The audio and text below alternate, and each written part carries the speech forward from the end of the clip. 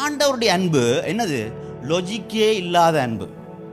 ஒருவர் எங்களுக்கு சிரிச்சு சந்தோஷமா இருக்கிறார் சொன்னா நாங்க அவர்களோட சந்தோஷமா இருக்கிறோம். ஆனால் ஒருவர் எங்களை வெறுத்து எங்களுக்கு ஒரு தீங்கு இழைக்க வேண்டும் என்று எண்ணினாலும் கூட வேதம் என்ன சொல்லுது? அவர்களையும் அன்பு செய்யட்டாம் என்று சொல்லுது. யோசிச்சு பாருங்க, உலகத்தின் பிரகாரம் நாங்கள் பார்த்தோம்னு சொன்னா எங்களை வெறுக்கிறவர்களை நாங்கள் என்ன செய்யணும்? திரும்ப வெறுக்கணும்.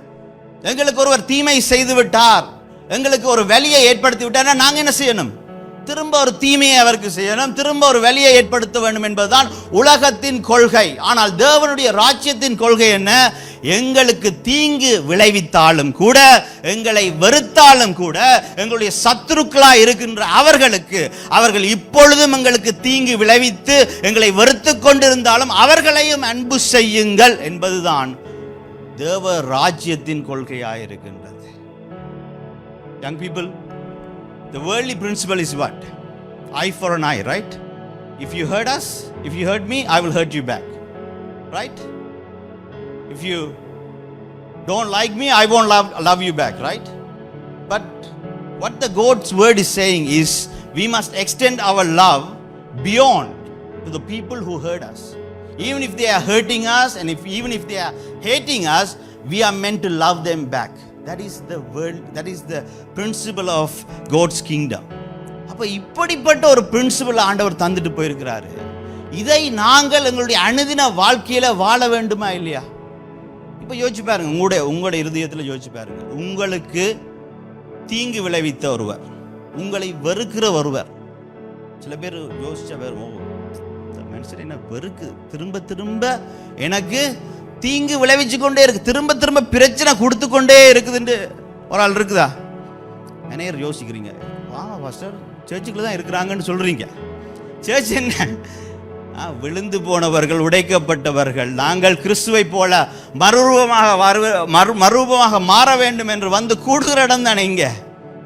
அப்ப இந்த இடத்துல ஒருவர் என்னை வெறுத்து கொண்டிருந்தாலும் கூட, ஒருவர் என்ன ஹர்ட் பண்ணி கொண்டிருந்தாலும் கூட, வேதம் என்ன சொல்லுது? நாங்கள் அவரை திரும்ப அன்பு செலுத்தட்டாம். அவரை அப்ப மன்னிச்சு அன்பு செலுத்துகிறது தான் தேவனுடைய. இது எங்க ஸ்டார்ட் பண்ணுதுன்னு பார்த்தோம்னு சொன்னா, அங்கே நாங்கள் பார்த்தோம்னா 44வது வசனத்துல, நான் உங்களுக்கு சொல்லுகிறேன், வாசிங்க. நான் உங்களுக்கு சொல்லுகிறேன், உங்கள் சத்துருக்களை சிநேகியுங்கள், உங்கள் சபிக்கிறவர்களை ஆசீர்வதியுங்கள், உங்கள் பகைக்கிறவர்களுக்கு நன்மை செய்யுங்கள், உங்களை நிந்திக்கிறவர்களுக்காகவும் உங்களை துன்பப்படுத்துறவர்களுக்காகவும் ஜெபம் பண்ணுங்கள். பாருங்க, உங்களை சபிக்கிறவர்களை ஆசீர்வதியுங்க. இப்போ நீங்க நினைச்சீங்களே அந்த ஆளு, அவரை உங்களால் ஆசீர்வதிக்க முடியுமா? உங்களை பகைக்கிறவர்களுக்கு நன்மை செய்யுங்கள், நன்மை செய்ய முடியுமா? ஒருவேளை முடியாது என்று சொன்னா, எங்களுடைய ஆரம்பம் எங்களை பகைக்கிறவர்களை, எங்களுடைய சத்துருக்களை நாங்கள் சிநேகிப்பதற்கான ஆரம்பம் எங்கன்னு சொன்னா, அவர்களுக்காக ஜெபம் பண்ணுங்க. அப்ப அந்த ஜெபத்தை நாங்கள் பண்ணும் பொழுது, எங்களை வெறுக்கிறவர்கள், எங்களுடைய சத்துருக்களுக்கு, எங்களுக்கு தீங்கு விளைவிக்கிறவர்களை வைத்து அவர்களுக்காக நாங்கள் ஜெபிக்கும் பொழுது என்ன செய்யுது? எங்களுடைய இருதயம் மாறுகின்றது. அவர்களை ஆசீர்வதிக்க, அவர்களுக்கு நன்மை செய்கிறவர்களாக எங்களை மாற்றிக்கொள்ள பரிசுத்த ஆவியானவர் எங்களுக்குள்ளே இருந்து உதவி செய்கிறவராக இருக்கின்றார். அதனால தான் வேதம் சொல்லுகிறது என்னது? எங்களுக்கு தீங்கு செய்கிறவர்களை கூட நாங்கள் அன்பு செய்ய வேண்டும் என்று சொல்லி. நாங்கள் திருப்பிக் கொள்வோம் மத்தேயு 5வது அதிகாரத்திலேயே. மத்தேயு 5வது அதிகாரம் மலை மீது ஆண்டவர் கொடுத்த ஒரு பிரசங்கம். இந்த பிரசங்கத்திலே அநேக எங்களுடைய இருதயத்துக்கு சவால் விடுகின்ற கோட்பாடுகளை, கொள்கைகளை, ராஜ்யத்தின் கொள்கைகளை அவர் எங்களுக்கு சொல்லி தந்திருக்கின்றார். இதெல்லாம் எங்களுக்கு தெரியும், உங்களுக்கு தெரியுமா? ஆனால் என்னுடைய கேள்வி என்ன என்று சொன்னால், இப்பவும் நாங்கள் சிலரை வெறுத்து கொண்டிருக்கிறோமா? எங்களுக்கு தீங்கு இழைக்கிறவர்களுக்கு இப்பவும் நாங்கள் அவர்களை அன்பு செய்யாமல் அங்கே ஒதுங்கி ஒதுங்கி போகின்றோமா? அப்படி நாங்கள் ஒதுங்கி போகிறோம் என்று சொன்னால் தேவனுடைய கொள்கையின்படி நாங்கள் வாழவில்லை. ஏனென்றால் அவர்களை ஆசீர்வதித்து, அவர்களுக்கு அன்பு செலுத்தி, அவர்களுக்காக ஜெபிக்கும்படிக்காகத்தான் எங்களுக்கு வேதம் சொல்லப்பட்டிருக்கிறது. கண்ணுக்கு கண், வாசிப்போம் 38வது வசனம். கண்ணுக்கு கண் பல்லுக்கு பல் என்ற உரைக்கப்பட்டதை கேள்விப்பட்டிருக்கிறீர்கள். நான் உங்களுக்கு சொல்லுகிறேன், தீமையோடு எதிர்த்து நிற்க வேண்டாம், ஒருவன் உன் வலது கன்னத்தில் அறைந்தால் அவனுக்கு மறு கன்னத்தை திருப்பிக் கொடு. உன்னோடு வழக்காடி உன் வஸ்திரத்தை எடுத்துக்கொள்ள வேண்டும் என்கிறவனுக்கு உன் அங்கியையும் விட்டுவிடு. ஒருவன் உன் மைல் தூரம் வர பலவந்தம் பண்ணினால் அவனோடு 2 மைல் தூரம் போ. பாருங்க, எப்படி ஒரு சவால் விடுகின்ற வார்த்தைகளா இது இருக்கு. எங்களுடைய வாழ்க்கையில இந்த காரியங்களை செய்ய முடியுமா? அப்படி ஒருவேளை எங்களுடைய இருதயத்தில் ஏதோ ஒரு இடத்துல இப்படி செய்ய முடியாது என்று நாங்கள் சொன்னோம்னு சொன்னோம், ஒரு கிண்ணத்தில் அடித்தால் என்ன செய்யணும்? காட்டுவீங்களா நீங்க? அவன் எங்களுடைய என்ன வஸ்திரத்தை எடுத்தா என்னது இல்லை, மற்ற வஸ்திரத்திலையும் கொடுக்கட்டான். ஒரு அங்கியை மற்ற அங்கியையும் விட்டுவிடு. ஒருவன் உன்னை 1 மைல் தூரம் வர பலவந்தம் பண்ணி கட்டாயப்படுத்தி 1 மைல் நடத்தி கொண்டு போனான்டா என்ன செய்யட்டான்? 2 மைல் தூரம் போட்டான். அப்ப பாருங்க, ஒரு கிண்ணத்திலே அறைந்தால் அவன் என்ன எங்களுக்கு என்ன செய்யறான்? தீமை விளைக்கின்றான். எங்களுக்கு வலி உண்டாக்க வேண்டும் என்றே சொல்லி ஒருவன் எங்களுடைய கிண்ணத்திலே அடைக்கின்றான். அப்ப இயேசு சொல்லுகின்றார், சத்ருவை சிநேகிதீங்கள்னு சொல்லுகிறார். அப்ப என்ன, நாங்கள் கோழைகள் மாதிரி மெட்ட கண்ணத்தை காட்டி கொண்டு நிற்கிறதா? நீங்க நினைக்கிறீங்களா மெட்ட கண்ணத்தை காட்டுவது கோழைத்தனம்? இப்போ ஒருவன் எங்களுக்கு அடிக்கும் பொழுது நாங்கள் திரும்பி அடித்தோம் என்று சொன்னால் என்ன செய்கிறோம்? நாங்கள் தேவனுடைய அன்பின் ராஜ்யத்தை விட்டுவிட்டு மற்றவர்களுக்கு தீங்கு விளைவிக்கின்ற ஒரு மனப்பாங்கிலே, மற்றவர்களை வெறுக்கிற மனப்பான்பிலே போய் அவர்களுக்கு திரும்ப அடிக்கின்றோம். ஆனால் அடியை வேண்டிவிட்டு மெட்டக்கண்ணத்தை காட்டினோம் என்று சொன்னால் நாங்கள் என்னத்தை சொல்ல வருகிறோம் அந்த இடத்துல? நீ அடித்தது எனக்கு வலித்தது, ஆனாலும் உன்னுடைய அடியை வேண்டி நான் ஓடி போக மாட்டேன். நான் என்னுடைய மெட்ட கண்ணத்தையும் காட்டுவேன்.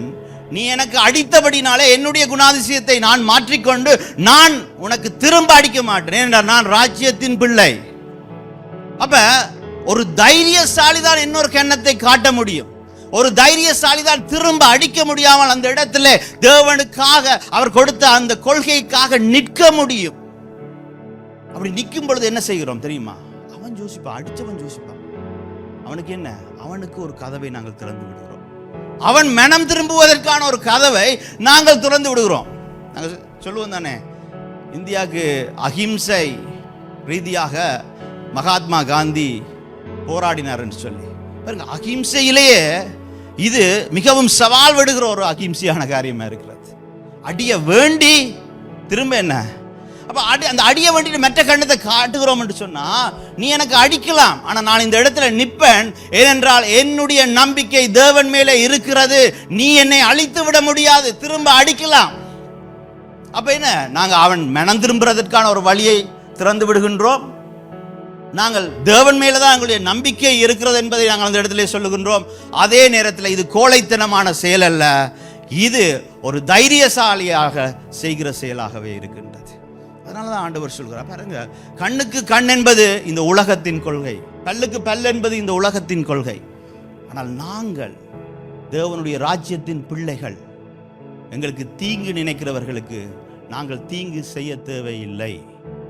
அதைத்தான் இங்கே வேதம் தெளிவாக சொல்லுகிறது. அதான் ஏசாயா 53வது அதிகாரத்தில் 7வது வசனத்தை பார்த்தீங்கன்னு சொன்னா, தேவன் எங்களுக்காக இயேசு கிறிஸ்து அடிக்கப்பட்டார், நொறுக்கப்பட்டார், ஆனால் அவர் வாயையே திறக்காமல் இருந்தாராம்.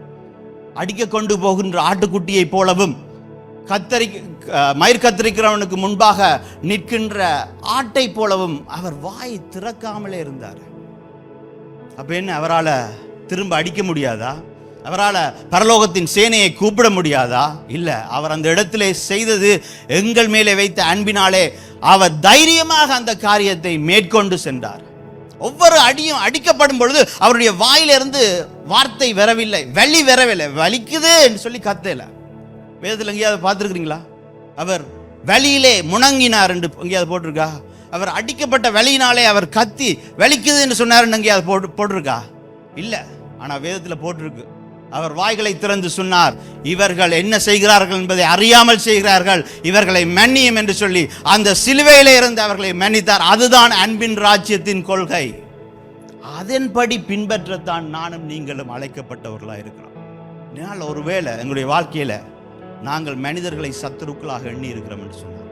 ஒருவேளை சிலர் எங்களுக்கு செய்த தீங்கின் நிமித்தம் அவர்களை வெறுத்து கொண்டு இருக்கிறோம் என்று சொன்னால், அந்த வெறுப்பு இந்த இருதயத்தில் இருக்க வேண்டாம். இதனால் அவர்களை மன்னித்து நாங்கள் இதை எடுத்து போட வேண்டியவர்களாகவே இருக்கிறோம்.